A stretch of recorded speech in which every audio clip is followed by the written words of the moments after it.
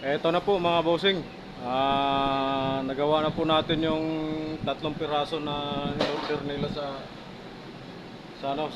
office. Sa office po namin. Yung paperworks divider daw po, yan.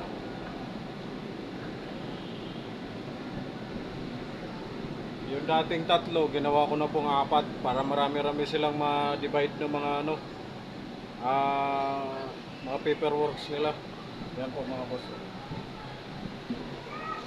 Ah, sa dalawa. Ako.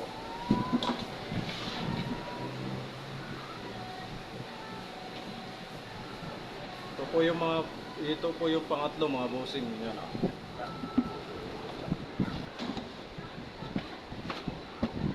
Dapat isa lang. Tapos pinadagdagan nila ng dalawa. Yan na po mga boss. 4 na palapag. Ano? Okay po mga bossing. Sa sunod ulit. Yan. Yan. Likod, likod, likod. Titignan natin sa likod. Ay, babaw, babaw. Okay. Yan na po mga likuran niya mga boss.